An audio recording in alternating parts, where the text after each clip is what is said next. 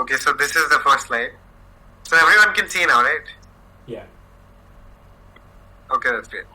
So just a brief introduction to dihedral angles.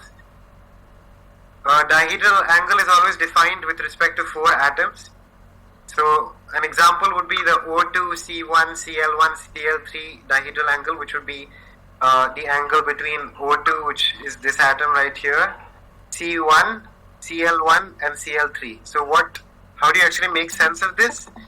The dihedral angle which is defined by 4 atoms is the angle between the half plane containing the first 3 and the half plane containing the last 3 atoms. So in this case right here, if you want the dihedral angle ABCD and we have these 4 atoms, then you can see this slightly elevated plane here, it contains the atoms A, B and C, and the second plane contains the atom B, C, D, and this angle psi over here is a dihedral angle. And if you look along the bond length BC, this is the view you would see, and here it's even more visible what the angle is. So here are a couple of examples, and in this molecule the FOOF dihedral angle is 87.5 degrees. So now we can move on to how do you choose between 0 and 180 degrees. So when 4 atoms are coplanar, this is like just an example of a coplanar molecule. When 4 atoms are coplanar, then the dihedral angle defined by them will either be 0 degrees or 100 degrees, 180 degrees. So how do you choose between these two? So if you want the 4, 2, 3, 1 dihedral angle, you take the 2 molecules in the middle and you consider them as a hinge. So you think of the hinge 2, 3 as dividing the plane into 2 half planes. So you take this 2, 3, these 2 atoms as a hinge, and you think about rotating the half planes, and you think about what angle you should rotate the half planes by.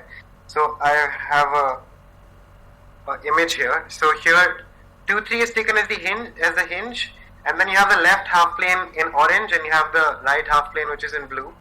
And here you can see it resembles, if you look along this hinge, which is the 2, 3 bond length, it resembles an unfolded sheet of paper or an open book.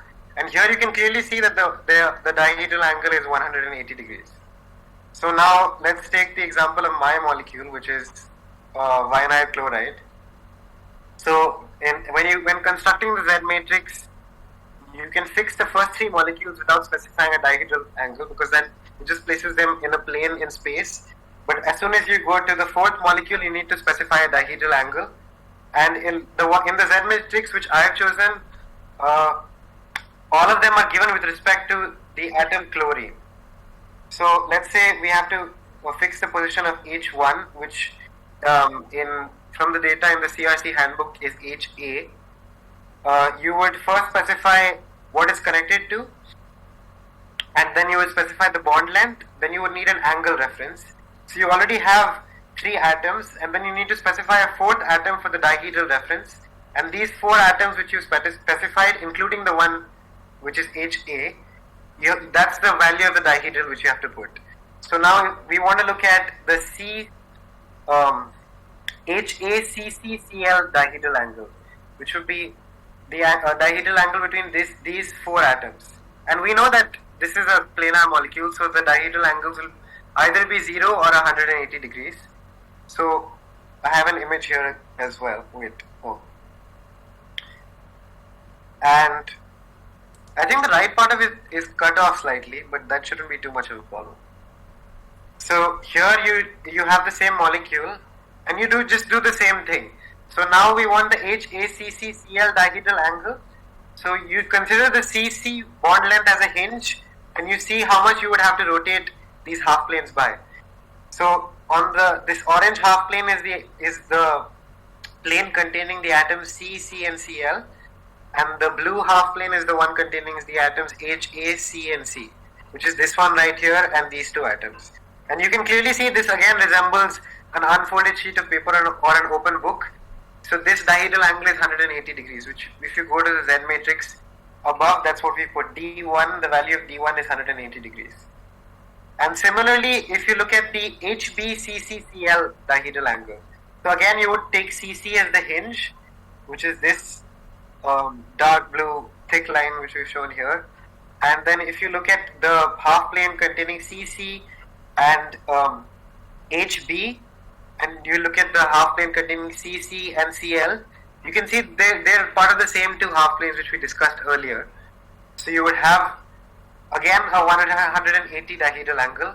And if you look along the hinge, which is if you look along this CC bond length, you can clearly see that this angle is 180 degrees. Now, when will it be 0? If you consider the HCCCCL dihedral angle, which would be HCCCCL. So now you can see both these, the half planes which are defined by the first three molecules, which is CLCC and CCHC, they're essentially the same half plane. So you don't need to rotate the half plane by 180 degrees. They lie on the same half plane, so the dihedral angle is 0 degrees. And if you look along the CC bond, which is the hinge in this case, if that's an easy way to think about it, then this would look, they would just lie on the same line, so that's a 0 degree rotation. And this would resemble, if you imagine in your head, a closed book or a folded sheet of paper. So that's pretty much it.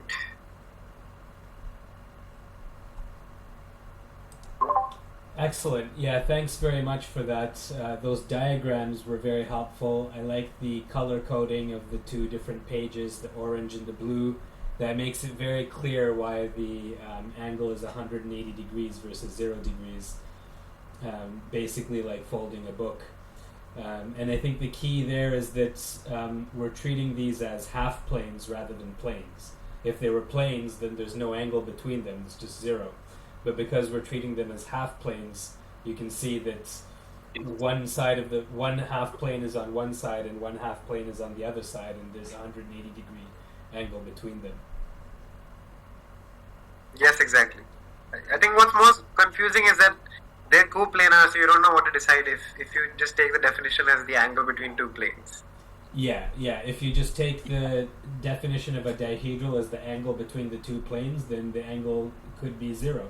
It could be 0 or 180 or 360. Those are all correct and valid.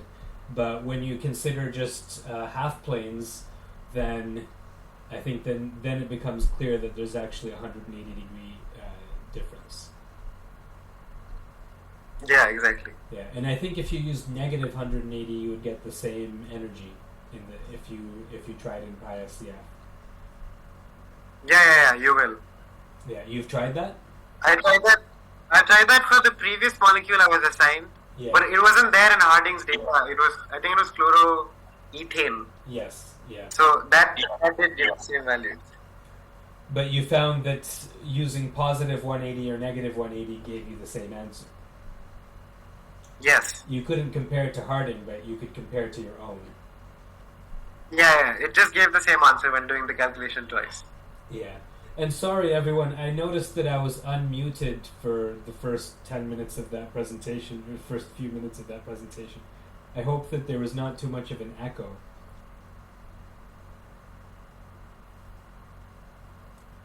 Did anyone experience an echo? I could see my face was becoming green whenever both of our images were going green, meaning that we were both making noise. No one had any problem with that? Yeah, I feel like it was okay. It was what? Okay. I didn't hear much echo. Someone speaking there? I can barely hear it. It's a little bit soft. The volume is a bit low. I think he said that it was fine. He didn't hear an echo. Oh, I see. Okay. All right. Well, that's it for the opening presentation. If anyone had any questions or comments or wanted to talk about other things, I'm happy to do that. Can I have a question about the presentation? Yeah. So, how do I know which direction that I'm looking at? So, either it is like x or 330 degree minus x for the dihedral angle.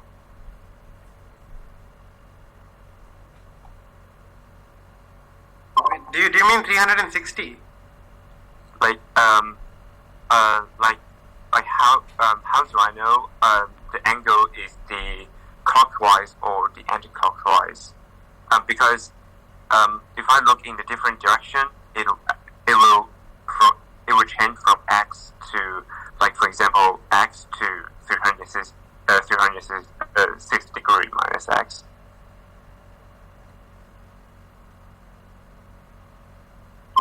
Oh yeah, I think I understand the question. I think for 180 degrees it doesn't matter, but Yes. I think there's a convention of a positive and a negative sign if you go clockwise and anti-clockwise. I'm not sure about which one is which. I'll just have to check once more, but I think that convention is there the last time I looked it up. Oh, okay, sure. And I think for dihedrals, is it fair to say that we're always going to take the one that's less than 180 degrees? Or less than or equal to 180 degrees? It's been a long time since I looked at a large number of Z matrices, but I don't usually see 270, for example. Usually... Oh, really? Well, I guess you could. I mean, you can choose your atoms and the order of the atoms in your Z matrix such that that problem will never arise. You can always choose it so that you'll have the angle less than or equal to 180, I think. Although I haven't encountered that problem, especially recently. I haven't made a Z matrix manually for a long time. Oh, right, yes. That's true.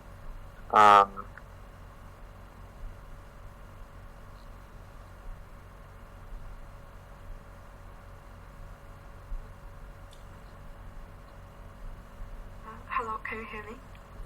Yeah, Paylene? Yeah, I can hear you.